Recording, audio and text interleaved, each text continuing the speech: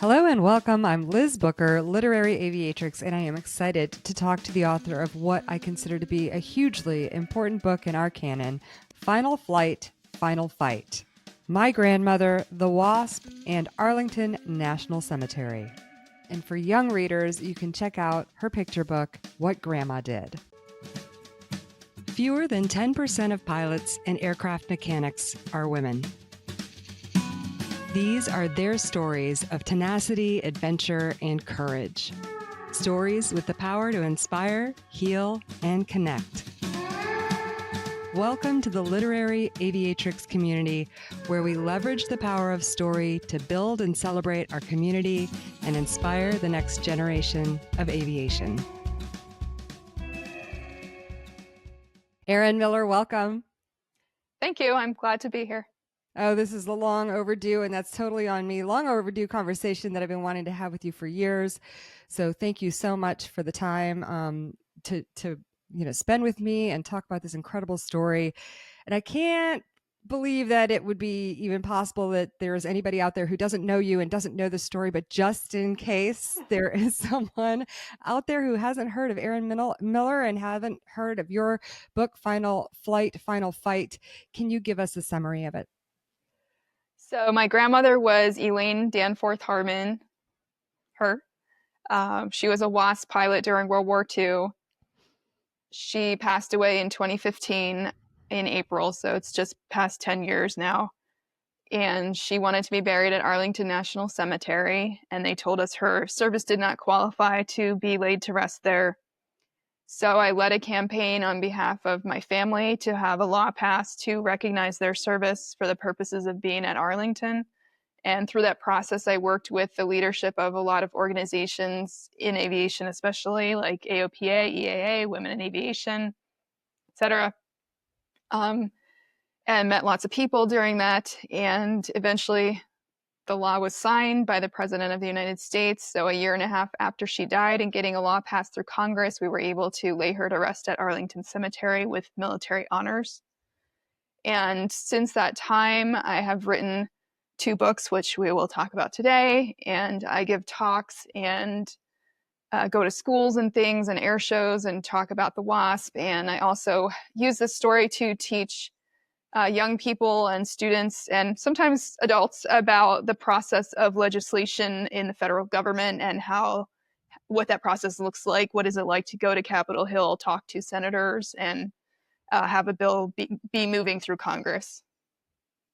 Yeah, and that's I learned a lot about that in this book. I thought that was fascinating, and the way that you explain it with your background, which I'm excited to hear about. So, you refer to your WASP grandmother as Gammy in the book, and so that's kind of how I see her. I'm calling her Gammy too now. So, Okay. could you tell us about her and like what you knew about her WASP?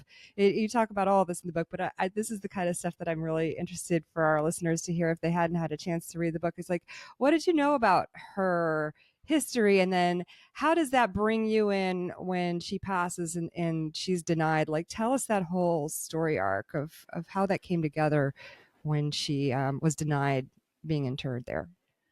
My grandmother lived to be 95 years old, and she lived very close to me, maybe a mile away, very close by. So I saw her often when I was growing up. And this is my mom's grandmother, mother. So my dad's parents lived farther away. I didn't see them as often, and they passed away when I was around 12. So I didn't know them very well. And then my grandmother, this one, her husband, my grandfather, passed away before I was born, so I never met him. So she was kind of my main grandparent figure growing up. And since she lived nearby, like I said, I saw her a lot. When I couldn't go to school, like I was sick or something, or school was canceled and my parents had to work, I often would get taken to her house to have her watch me with my sisters. So we spent a lot of time together. She was born at home in Baltimore in 1919, and she had 2 sisters, kind of like me. I have 2 sisters. So, and she was very much what you would refer to as a tomboy back then, riding bikes, playing with the guys in the alley at the house, doing outdoorsy things, not very much being into being a little lady, which is what her mother really was into. My great grandmother never wore a pair of pants. She thought that was for men. Women didn't wear pants. So my grandmother was, very, against the norm, I guess, at the time. And she went to college at the University of Maryland in College Park, got her degree in bacteriology, and she met my grandfather during college, and then they got married after college. And like I said, and then all the stuff with the war happened, which we'll talk about. But then after the war, she came back to Maryland, was already married. Like I said, she had 4 kids, including my mom, and her husband passed away before I was born. So I was very close to her. We spent a lot of time together, and she was kind of the matriarch of our extended family. Lots of holidays spent at her house and trips. She used to take us on road trips a lot with me and my cousins, and different mixes of cousins doing different activities. She liked to travel a lot. She went to like 150 countries or something, and Antarctica. She was very into traveling, but she thought Maryland was the best place in the world. Yeah, so I spent a lot of time with her growing up, and she even attended clown school at some point. I think it was before I was born. So she used to dress up a lot at holidays. Like, she dressed up like Uncle Sam at the 4th of July. And she, at some point when I was younger, I remember she had like different clown outfits that she would wear. So she was, very entertaining as a grandmother, and yeah, like I said, the matriarch of our family. Very, everyone called her Gammy. And I think that's because I'm almost the oldest of all the cousins. I have 2 older cousins. And, it's kind of like the first kid in the family kind of names the grandma after whatever they end up calling them. And then everyone else calls them that. So Gammy, I guess, is what my older cousins ended up calling her. So that's what we all called her. Yeah. And so, what did you all know about her WASP time? We all knew that she was a WASP. She didn't talk about it that often, but obviously it's not like it was a secret or anything. She was very active after the 1970s, when they worked to get the law passed to recognize their service as veterans retroactively. She was very active in going to air shows, going to schools, giving talks about her service. She had a uniform that she wore that I saw her in quite often. Oddly enough, I don't remember her ever coming to any of my schools. I don't know how that happened. Um, but yeah, so she was very active, and there's kind of a big group of WASP during that period, the 80s and 90s to early 2000s, that would go around and do talks and things. Like, she went to Oshkosh, she went to the Reading Air Show in Pennsylvania. That was her favorite one.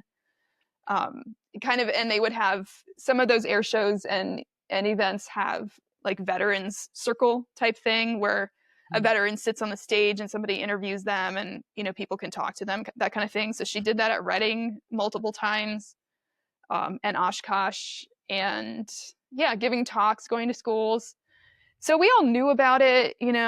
It's just that we did all this other stuff with her because she was our grandma too. It's not like she didn't want to, I think, force it on us. Like, this is super important and you have to listen to everything I tell you. And, it was more like, yeah, I did this thing. It was cool. But also, I'm just your grandma, and we're going to go do grandma stuff.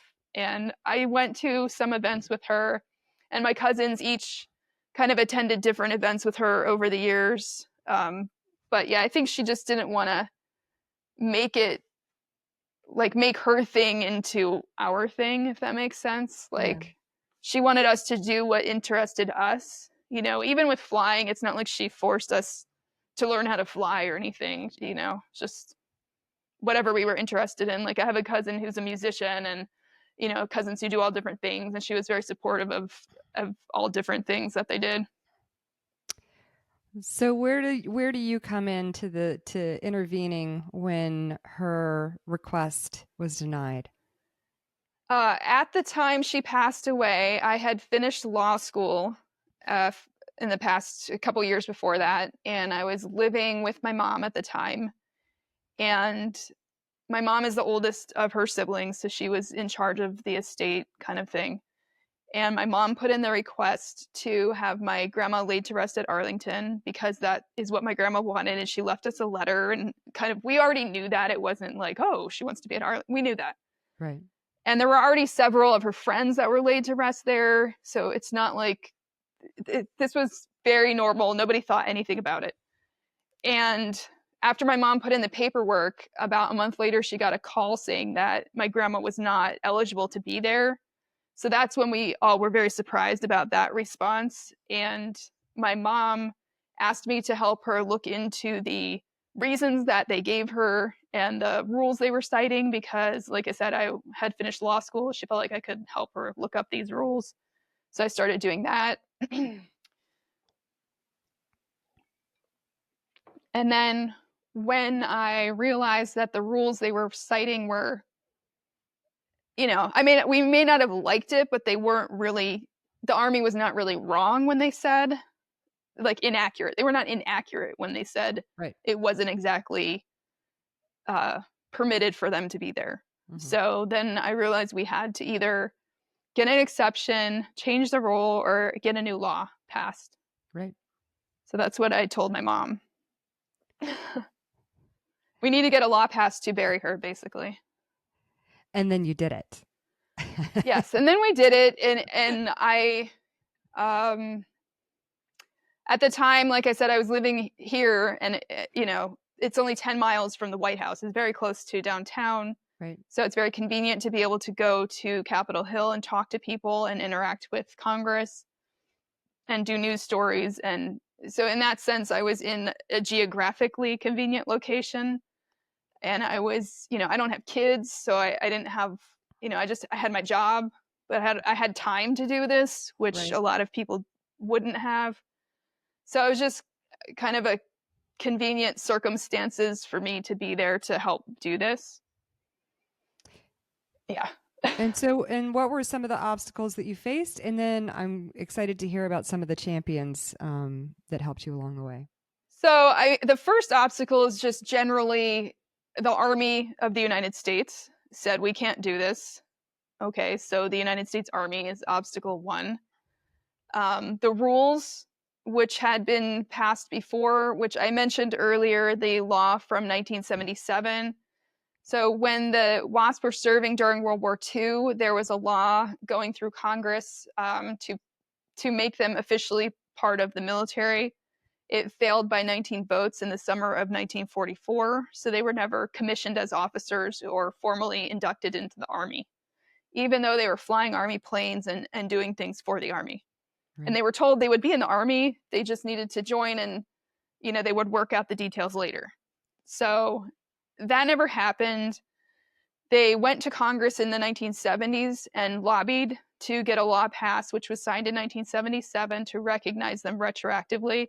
But if you read the specific wording of that law, it recognizes them for laws administered by the Veterans Administration, which is the precursor to today's Department of Veterans Affairs before it became a cabinet-level department. Okay. So the United States Army is the one that runs Arlington National Cemetery, and the Department of Veterans Affairs runs pretty much the rest of the national military cemeteries, which is over 135 of them. So basically, they told us she could be in one of the other cemeteries, but not Arlington, because she's a veteran in one part of the government, but not another part of the government, which obviously is nonsensical. So at that point, the Secretary of the Army at the time said we could have an exemption, which, being in the military, there's a waiver for lots of things. Pretty much everything, you can get a waiver. Yep. But my mom felt very strongly, and I agreed that she shouldn't have to get a waiver kind of to put her in a cemetery, because it meant, her service didn't really belong there, and they're kind of making this exception to let her in. Yeah. And we also wanted to make an example for any other WASP families that wanted to have their relative laid to rest there. They would have to go through this whole process too. Right. In addition, the law from 1977 covered 38 groups. It wasn't just the WASP. So any of those groups, if a law got passed, would also be eligible to be at Arlington. and any of them would have to also get exemptions. And I mean, so it just covered a lot of people, and we felt like it was more important to try to work to get a rule passed or a law passed. So then the second obstacle would be, even though I was a lawyer, going to Capitol Hill and getting a law passed is really hard. Right. Like, fewer than 1% of bills pass through Congress and actually get signed into law every session. So it's very, very small amount. Even though you see all this stuff on TV about all these bills and all these laws, like, they introduce lots and lots of thousands of bills, Yeah. but very, very few of them actually make it to the finish line and get signed by the president. So that is a major obstacle. So working on that. And then, like I said, even though I had gone to law school, we didn't really work on the details of writing legislation and what that process looks like and how to get all that done. Fortunately, my youngest sister, I can't remember if she was still doing this job at the time or I think she had just left this job. She was working for an advocacy organization for a few years on Capitol Hill, so she knew about this, and part of her job at that time was she's a veterinarian, so working on bills related to veterinary subjects, agriculture and things like that. So she knew a lot of people on the Hill, and she kind of understood the process, so she would give me lots of advice, because by this time she had moved away from the DC area. So I asked her, what am I supposed to do? So she would give me advice, talk to these people, talk to those people. And I started posting on social media. And through that, we got the attention of a local reporter here named Andrea McCarran, who at the time was with Channel 9 News here. And one of her topics that she used to cover a lot was veterans affairs. Mm-hmm. So she found me through social media or something. I can't remember exactly how it happened. And asked if she could do an interview with me, and she got information from me just to vet the story. And then we went to do an interview together. So that was the first kind of news story that I did with any media people. And because of that story, a bunch of other news outlets picked it up, and that really helped get attention to the story. And I explained this in the book, but I realized in the process of doing this that you kind of have 3 points that you have to manage when you're doing this, which is dealing with the media and making sure that people know about what you're trying to do, right, and then working with the lawmakers, and then working with the public and the people who you need to support you. Yeah. So you have to hold these 3 things together, and I think if you hold them all together, I'm not going to say you're definitely going to be successful, but you have a better chance of being successful than if you only focus on one of these aspects of this. Yeah. So that is what I discovered in the process of doing this was, yes, the obstacle is just generally, having to get a law passed to bury your grandma. Yeah. And then, well, you wanted to talk about this supporters and cheerleaders. Yeah. Let's talk about the champions. I mean, you weren't able, obviously, to do this on your own. So I know some of the names, but you tell us which ones were the most important and what they did to help you. So at the point when this was happening, when the story was just getting going and the news media kind of caught on, it was December 2015. So it was around Christmas time. So all the lawmakers go on vacation. But the news media was covering it a lot over the holiday period. And one of the people in Congress, Martha McSally, I guess her staff pointed out the story to her because they felt it would be interesting to her, because she was a retired colonel from the Air Force and a retired Air Force pilot. She flew the A-10, and she was one of the first women to fly combat missions for the Air Force after the restriction on women flying in combat was lifted in 1993. So she happened to conveniently be in her first term as a member of Congress from Arizona at that time. And she was very into the story immediately and realized that we needed a law to get passed. So when she got back from vacation, we had gotten in contact with her office somehow. I don't remember exactly how. And they told us she was going to introduce a bill. And like I said, since I lived here, we went down to Capitol Hill and met her the day that she introduced the bill. And my sister was in town. So it's me, my sister, my niece, and my mom went down there to visit her. And then we did a big story with NBC Nightly News on the same day, which never aired. But Oh, that's weird. Yeah, it was weird. I was using a lot of social media at the time and learning how to use a lot of it. And one of the things I was using was Facebook. And so news people were trying to reach me like on Facebook Messenger. Yeah. But it wasn't always notifying me of the messages. Yeah. So like 6 months later, all of a sudden one day I turned my phone on and it was like, you have all these messages, but they were like 6 months old. Yeah. And I felt really bad because I felt like all these people were trying to get in contact with me, but I didn't know. Yeah, that stinks. Yeah. But anyway, we did this story with NBC Nightly News at Arlington Cemetery with me and my mom and my sister. And they sent me a copy of it, I think, but like I said, I didn't get it until like 5 months later, but then they never aired it because all this other stuff was going on. Oh. Anyway, it was just a funny thing to remember. Anyway, so once Martha McSally got involved, it really helped everything because she was a major champion of this. And with her background being a pilot and a military pilot especially, and a woman and all that, it really connected the story, and it made for a nice connection for media people and the WASP. And she had known some of the WASP, Right. throughout her career. So there was like a lot of connections there. And I think it made the story really good, and it helped support the legislation as it moved through Congress. Our Senate supporter was Senator Ernst from Iowa, who is another military veteran. And who else? Miss Senator Mikulski was our other sponsor. She's from Maryland. So I'm from Maryland, so it makes sense. Yeah.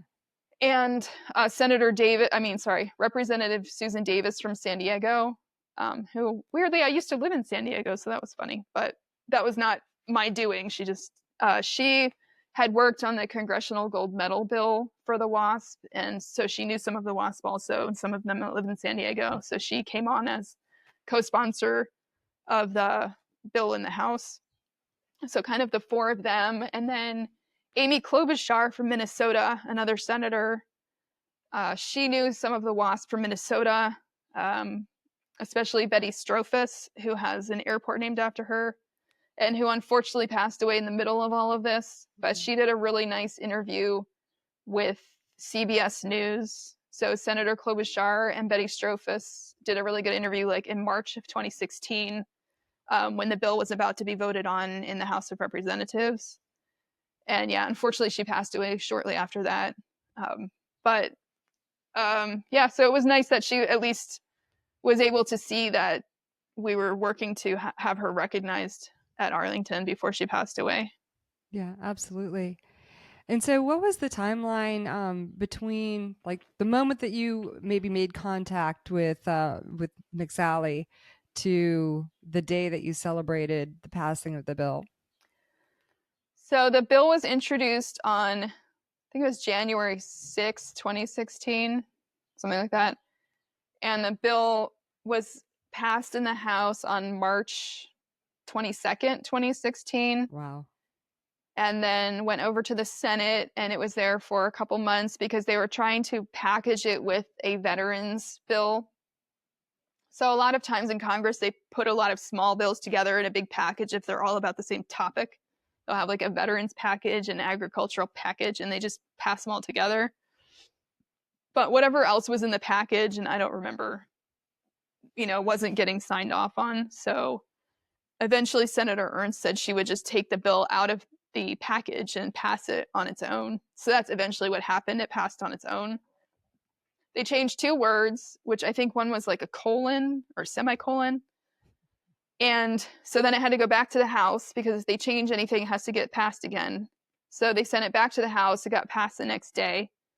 And then it gets sent to the White House, which, as you know, the White House, they have, how many days does the president have to sign a bill? Is it 30? I don't remember. Quiz. 10 days. 10 days. Thank you, Erin. This is kind of thing when I talk to students about, like, what are the rules? 10 days. So he signed it, I want to say 9 days later. So, took his time. Yeah. And then So that was May 10th, 2016. So Wow. January 6th or something to May 10th. That feels pretty fast. I'm sure it was a whirlwind of tremendous stress and pressure, and you kind of you give us a good feel for the churn that was going on with you and the family and all of the work that you did. But feels like definitely a victory and a fast one. Yes, I mean, in general, in Washington, that is very fast, especially for something that's not, related to a massive news problem that's happening or something Yeah. really urgent, um, politically type of thing, or like an acute emergency of some kind. And a lot of times, I also explained this. I think I mentioned a couple times in the book. When I was doing this, I met a few other people who were doing similar things, like individuals working on a particular bill that was meaningful to them. And a lot of times you have to do it over the course of 2 or 3 or 4 or 5 sessions of Congress Right. because it takes you that long to convince people that what you're doing is useful and necessary and that the people in Congress should support it and that the money, whatever the money related to your topic is a worthwhile spend Right. for people who are going to be benefiting from whatever you're doing. So we were really fortunate also that we didn't have to do it over again the next session of Congress.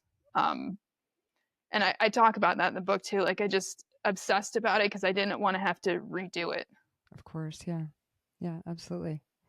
If so, what is surprising to me, just revisiting the story, I read the book a couple years ago. It's been sort of part of the canon of books ever since I started this whole project like 5 years ago, and so I don't know, for some reason, like thinking about it in that timeline, it feels like surprisingly recent, 2016, 2017, and then you published the book in 2019, which we'll talk about in a little bit. So you've sort of been on this stage that I've been, dancing around on for a few years, that we've just been doing circles around each other, and I just haven't gotten to you. And but from my perspective, you're sort of like part of the narrative, you know by the time that I got introduced to the narrative, you were part of it. And so that has to be an incredible feeling for you. I am curious to know how writing the book, which we'll talk about the details of that afterwards, but how has writing this book changed your life? Um, so okay, when I was working on this bill on the Hill, I was very focused on getting it done, getting it signed, but like I mentioned, in the process of that, you meet so many people and you're working with so many organizations. Like I mentioned, the Women in Aviation 99s, EA, AOPA, all the letters of things. And all those people, fortunately, most of the aviation ones knew the WASP. Some of them even knew my grandma. A lot of the 99s knew my grandma. A lot of the women in aviation people had known my grandma. They had met her. So that was pretty cool to be with people who knew her. So that was really, really cool. But once the bill gets signed, it's like you're working, working, working. The bill gets signed, and then it's like Yeah. this weird drop off of like, now I don't have anything to do. It was really weird. Yeah. Um, and a bunch of these people that I had met in this process said, this would make a really good book. It's a great story. You should write a book. And at the time, I thought, okay, because I'm busy, I don't have time to do this. And then once the bill got signed and you have this drop off of, okay, now I suddenly have all this free time. Yeah. I thought, okay, I guess I can try to write a book. I have all of these notes. Like I had a notebook that I carried around to take notes when I met with, people in Congress and appointments and all these people that were helping us and organizing things. So I had lots of notes and all these news stories and emails and texts and all these things to refer to. So over the course of that summer, I started writing a book, and I took my laptop out and I just sat down almost every day after work and would write stuff. And sometimes I would go to a coffee shop and write, but most of the time I just wrote in my house.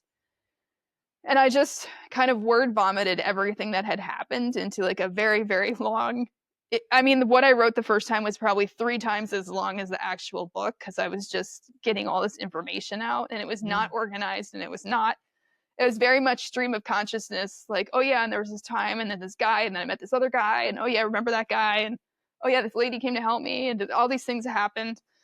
And so I spent the whole summer kind of just throwing all the information onto the page, because we had to wait from May until September for our appointment at Arlington for her funeral. Okay. So they put us back in line, basically. All right. Because the line at Arlington, I don't know what it is right now, but at the time it was something like, 6 to 9 months for a funeral. And the longer side was for in-ground burials, because when they use the caisson, Right. there aren't as many of them, obviously, so they have fewer. But Arlington does, I think they do 36 funerals a day, so they're very busy. Yeah.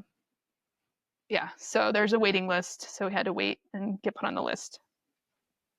So this gave you something to work on. So that gave me something to work on. Yeah. And I knew I definitely wanted the funeral to be in the books. I couldn't finish it until the funeral happened, but I was like, well, I can work on everything before that.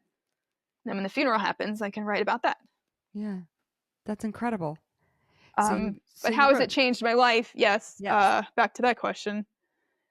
As I mentioned earlier, my grandmother did not keep this a secret from us, but on the other hand, she didn't push us into it or push us into flying or anything like that. She was like, this is an important thing that happened in my life, but I think there are certain parents or grandparents that push their kids into things because they think it's important, or they whatever. She wasn't like that.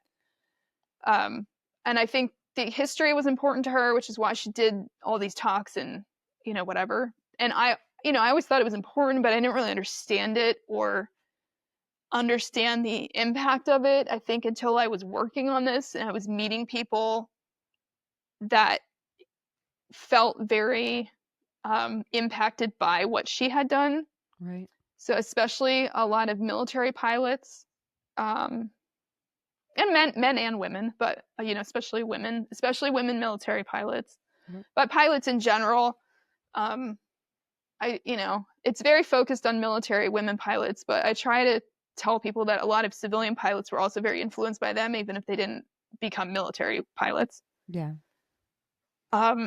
So changed my life. So yeah, I don't think I would have ended up doing what I do now, which is, doing podcasts with people and interviews and going to schools and explaining the process of a bill going through Congress or the history of the WASP, or one of the things I talk to young people about, especially at their school, is how to make change in their community. And you don't have to go to Congress. So I try to explain to them the idea of jurisdiction and, who's in charge, what is the problem, first of all, and then who's in charge of dealing with the rules about the problem, or are there rules? Do you have to go to a school board or to a county council or to the state or to the federal government? Who are you have to deal with, and you have to learn about them and their process, and then you go to them. So I try to teach people about these things when they have these issues in their communities. So I don't think I would be doing any of this. I don't know what I would be doing, but I don't think it would be any of this. Yeah. I've also ended up learning how to fly and becoming a pilot, which I was always interested in. When I was a kid, I really wanted to be an astronaut. I went to space camp. I built model planes. I built model rockets. I was really into all that stuff. And then I just kind of ended up doing different things in my life. So I don't know if I would have come back to that eventually like I did because of this. I don't know. But and you're not just dabbling. Tell us about this aviation journey, because when I met you, you weren't flying yet. Right. And now I can't keep up with you. Tell me everything. So through this process, obviously, I met lots and lots and lots of people, and I spend a lot of time with people who are pilots or in aviation somehow, especially at air shows and conferences like the Women in Aviation Conference, and I've spoken at the 99s conference and all these different things. And a lot of them are always asking me, do you fly? Do you fly like your grandma? And I'd be like, no, I don't know. We'll see one day. I don't know. And, and then a couple years ago, I was visiting with my friend Patty and My friend Patty. Let's be clear about who Patty is. Patty Wagstaff. Yes. And it's not like I hadn't talked about this with people. It was just, she was asking me questions and we were just talking, and she kind of just brought up things like, I explained the part of the reason is I didn't really envision myself becoming an airline pilot or having some kind of career. And it's really hard to justify spending a lot of money learning how to fly when you're just going to do it for fun. It's especially for me, like that is a little bit of a practical thing I've gotten from my Great Depression grandma is like, what are you spending money on? Like, is this really necessary? So that was a big part of it of like, should I be spending literally thousands of dollars doing this if it's not for a job? I spent, over $100,000 going to law school to become a lawyer. And now I'm a lawyer and I work as an attorney and I get paid for that. So if you're going to spend all that money becoming a pilot and then you're not getting paid for it or not doing it as a job, it's really hard. So we were having this conversation about it. And I was like, and she's like, well, you can just try it out and see how it goes. And I'm like, I don't know, we'll see. And then we went to lunch, but we took the plane to lunch. So, and it's again, it's not like I hadn't flown in a plane before. I had friends who fly, and that was part of the thing too. I was like, I have friends who fly. I can just fly with them. Then I don't have to, I can just give them a few bucks and like share with the gas. Like I don't have to spend money learning. It's fine. I'm not worried about it. So we went flying, and I just really, during that flight really had a feeling like, fine, I will learn how to do this. Like, this plane is very cool. We were flying in the extra, and we didn't even do aerobatics or anything. We were just flying and going to lunch, and, and it was really fun, and I enjoyed it, and I really liked the feeling of the plane.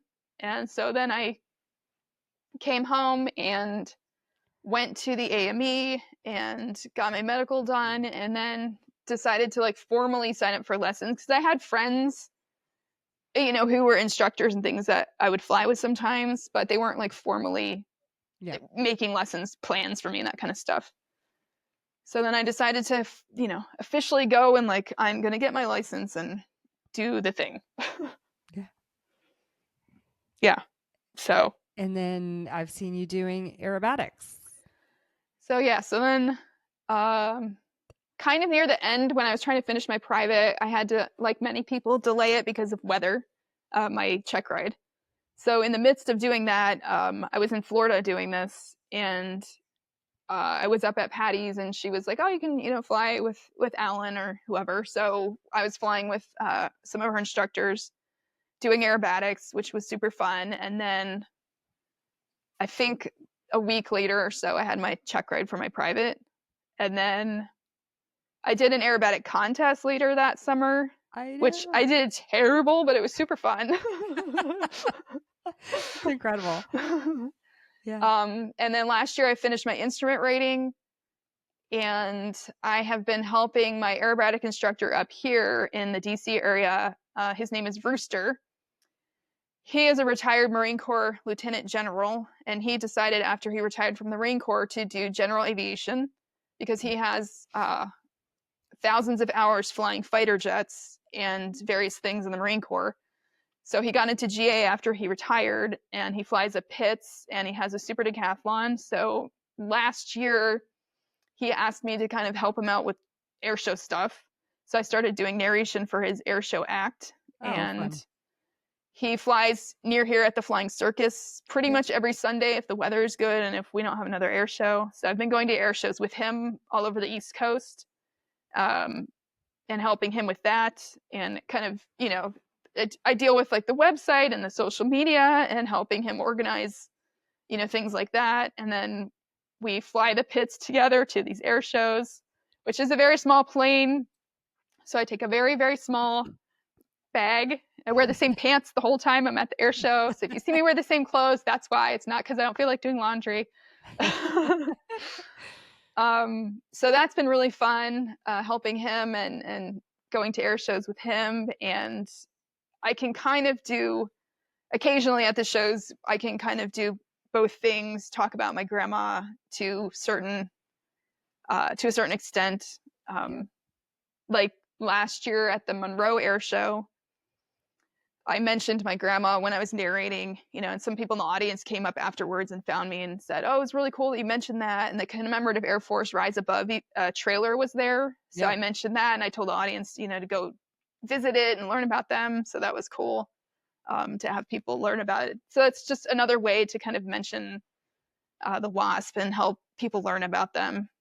And then I've finished all my commercial requirements. So I'm waiting to do the check ride for that, but DPEs. And then I'm signed up to do a CFI class this summer. Wow, look at you go, Erin. It's incredible. It's so inspiring. Like general aviation is new to me, and so I feel like I'm kind of dipping my toe in it as you're learning.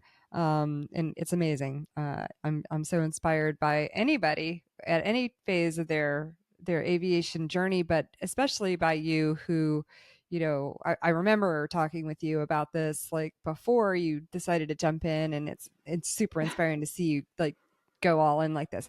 And just so you know, like there are several authors who I have talked to in the course of this project who have an interest in flying or reach out to me later and say, "Hey, I'm taking my first discovery flight today," which I think is really, really cool. So that's super exciting, and we welcome all of you. And a very side note cool thing is last year, the first time I went to the Flying Circus with Rooster to do his narration, my mom, I mentioned I was going, and my mom said, "Oh, well, that's the first place you flew in an airplane." Oh, how fun. And if you remember, I don't know if you remember this, but in my book, I talk about being a little kid and my grandma took me somewhere and paid some guy money to take me up and do aerobatics. Yeah. In a biplane. Apparently it was at the Flying Circus. And I was a kid, I didn't know where I was, but my mom just heard me saying this to someone and was like, "Oh, that was at the Flying Circus." Is that Bealton? Yeah, in Bealton. Yeah. So I went to that years ago. That's the first place I flew in a GA plane and did aerobatics and all that. And I was like 8 or 9 years old. How cool is that? That's awesome. One of the guys, I told them that the first time because they kind of introduced you at the briefing. And I mentioned that. I said, "My mom just told me this is the first place, and I did this flying when I was a kid." And the guys were like, "Whoa, one of us probably flew because they've been there so long." That's probably true. That's so cool. What a great connection. So I wish we had a picture or something. Maybe I'll find one day. Yeah. And for anybody who hasn't been out to the air circus, just take a picnic and go hang out. It's really fun. It's really cool. Yeah, it's really cool. It's every Sunday afternoon in Bealton until the end of October. Yeah. Yeah, super cool. Oh my gosh. Okay. So tell us about that tattoo on your arm. Okay. Let's see if you can. So this is Congress, second session. The bill number of Congress. And then, Congress is for 2 years. So the first year is the first session. The second year is the second session. Mm-hmm. So this is the bill number that went through Congress to recognize the service of the WASP for the purposes of being laid to rest at Arlington National Cemetery. Yeah, and that is what is on the cover, a picture of you holding the flag there on the cover of Final Fight, which we've talked a lot about. You have this other book that you did, and it's called What Grandma Did, which is, I take it out when I go do all my youth outreach events. Oh, thank you. And talk about the WASP. So tell us about this book.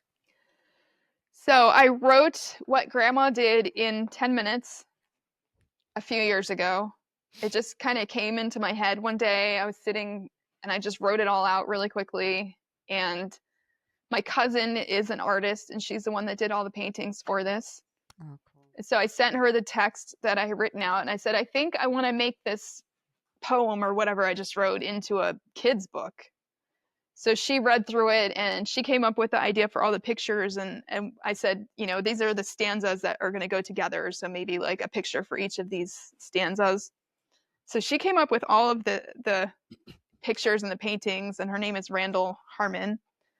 And the reason it's purple is because purple was my grandma's favorite color. Oh, I love that. That's awesome. And then the reason there are little animals in all the pictures is my cousin thought, kids relate when there's animals and things in books. It makes it more interesting. And so that's why she put it, which is funny because I've had multiple people like at book signings ask me, like, why are there animals here? The kids Yeah. really like it. There Just you because kids really like it. go. That's amazing. Brilliant. Yeah. Brilliant. Well, so how did you get both of these books published? So I was just talking about this with someone yesterday, which is funny. I initially reached out to a lot of agents and sent my manuscript out for final flight to a bunch of people. And a lot of them liked it. They read it and they gave me good comments. But a lot of the feedback I got was like, we're not sure how to market this. It's going to take like 3 years to do it.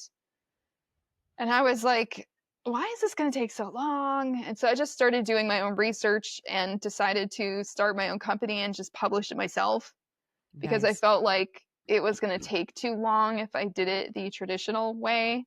Mm-hmm. And even in my book proposals to them, I listed out all these organizations with all these members, how many people. I mean, I was, a lot. And I was like, all of these people are interested in this book. Yeah. I was like, I'm handing you the audience right here. Yeah. And anyway, so I just felt like I wasn't getting very good responses, or I don't know. I mean, maybe if I had kept going, so I don't know. I don't really know because it was my first time doing this. I didn't really know. Yeah. So I just decided I will start my own company and publish it myself. So that's what I did. And it seems to be going well for you. Yes, it's going well. I'm very happy with how it's gone. I don't, obviously, since I didn't publish it traditionally, I can't really compare it because it never happened. So I don't really know. Right. There's pros and cons to each of the various ways to publish things. And one funny thing is when I did my book launch and I started doing the book tour in 2019, for some reason, I did not expect to get questions about publishing and writing, which obviously makes no sense. But I think I had been talking about my grandma and laws and the WASP for so long. I just was expecting everyone to ask questions about that. So when people started asking about my writing process and like publishing, and I was like, what? Yeah. Weirdly surprised, although it obviously makes a lot of sense. And it's weird for me. Like I just was so out of, Yeah. I just didn't think about it. But anyway, so yes, I've been happy with it. And since that time, I do talk to people quite often about, they ask about publishing, they ask about writing process. And so now I am happy to talk to people about it. I just, at first was kind of surprised by that.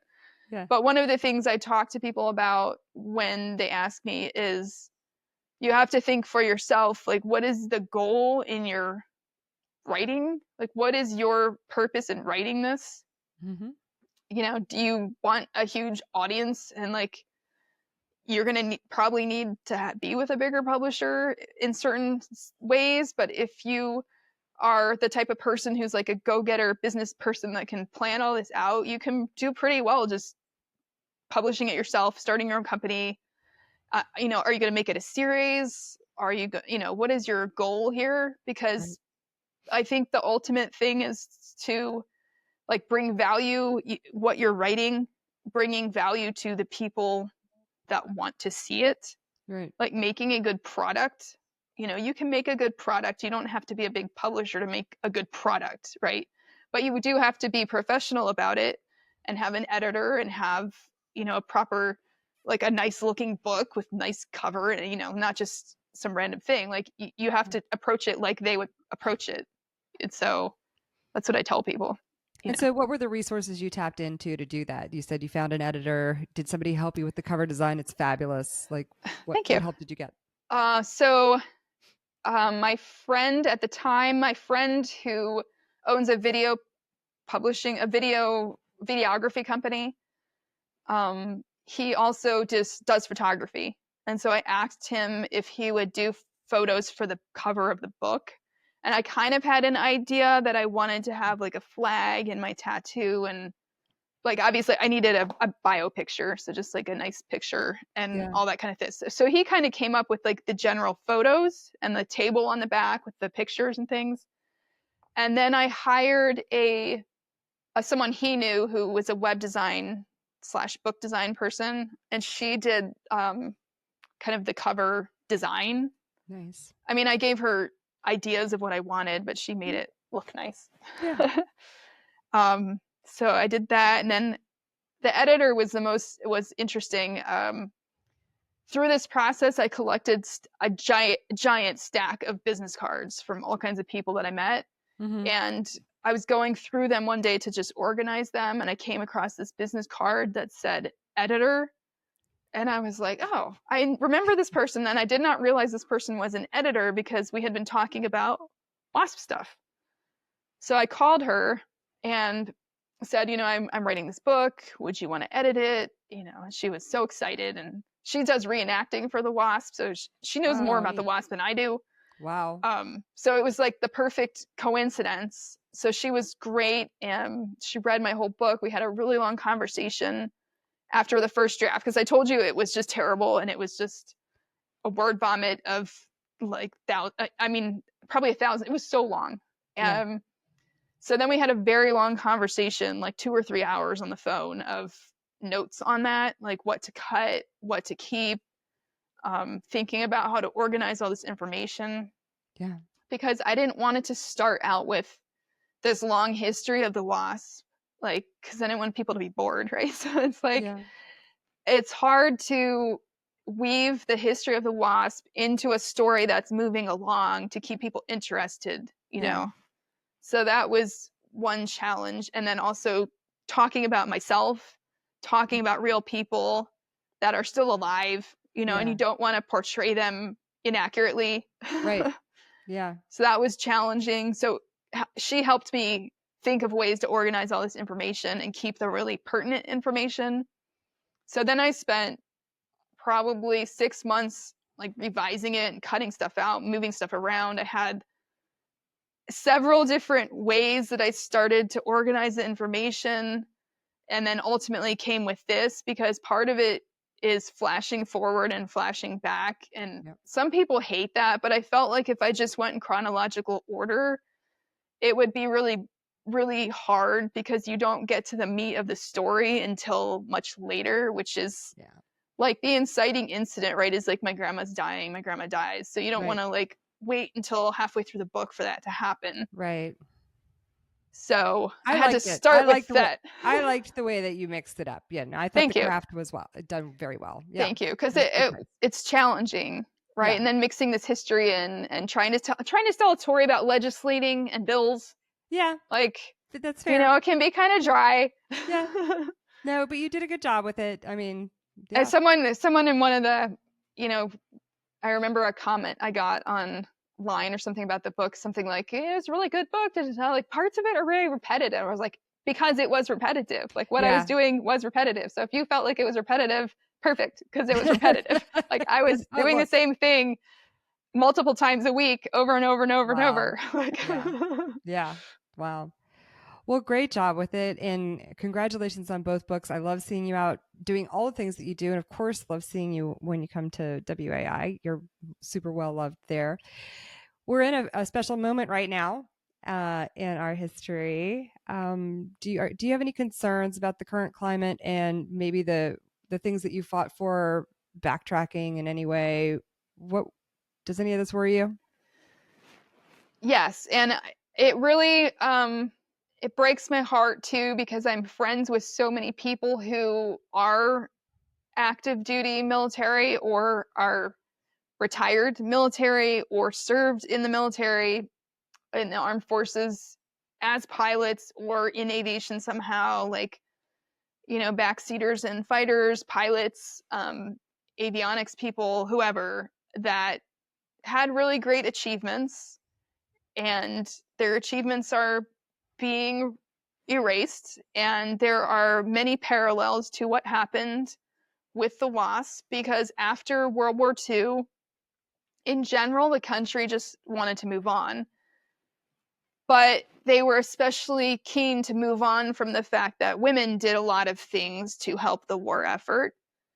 And then in the 90s, kind of when Tom Brokaw's Greatest Generation, kind of that movement happened, it was very, very focused on the men of World War II and all the battles and the ships and like the stuff blowing up, which is super important.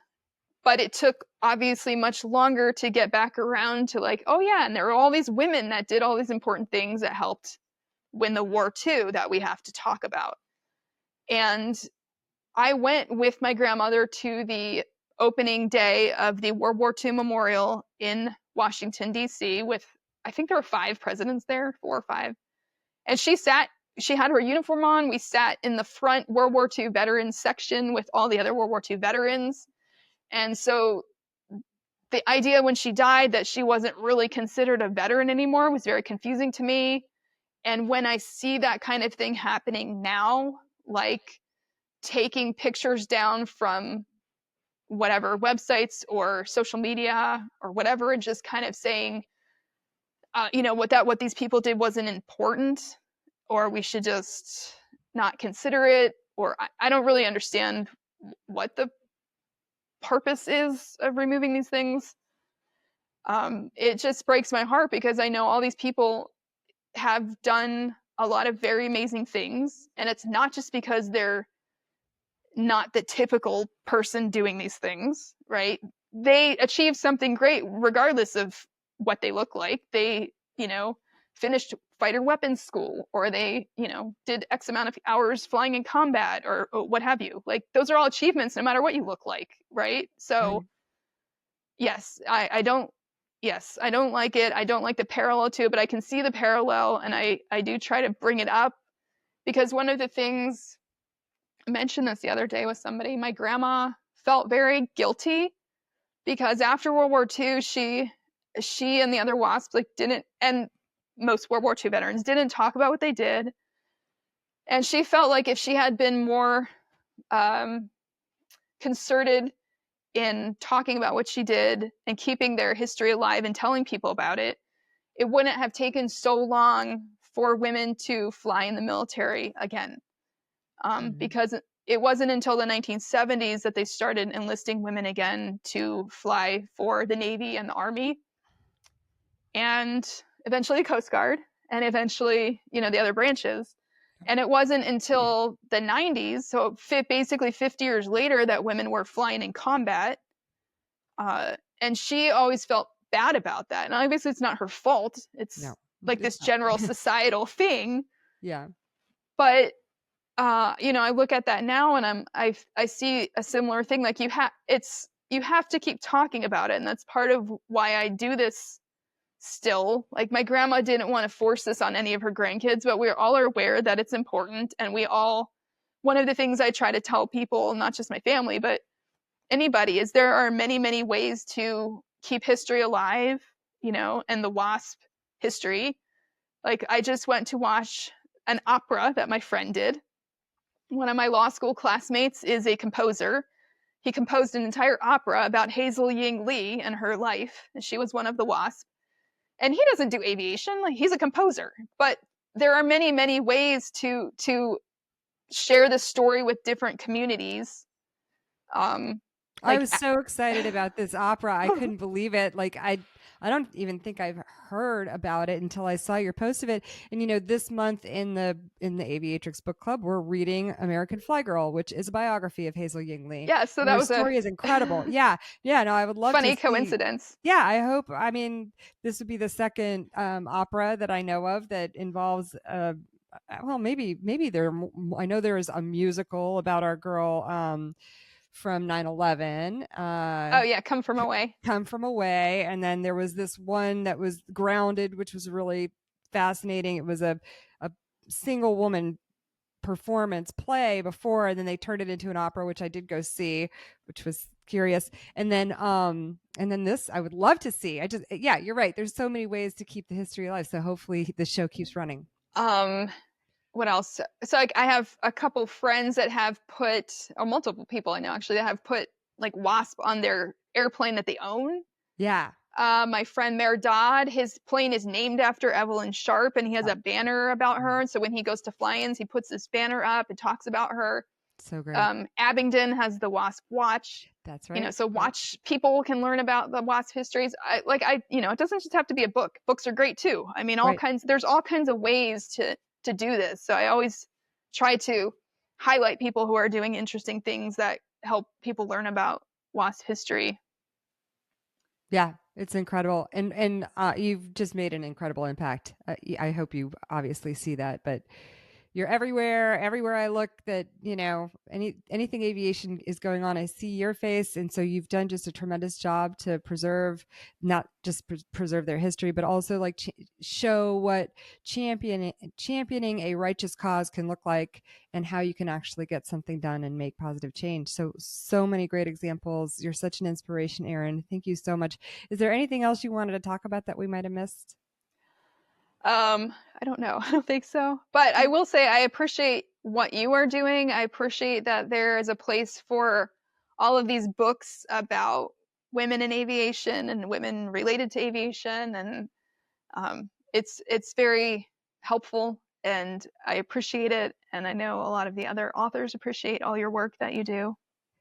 I just think that, a book like yours, I talk about this a lot, when we go on Amazon and if you search if you search the WASP or if you search women in aviation, you're going to get a smattering of books here and there. And it kind of like resembles the actual population of female pilots out there, whether it was in my service in the Coast Guard, there are a few of us here, a few of us there, whether you look across aviation in general.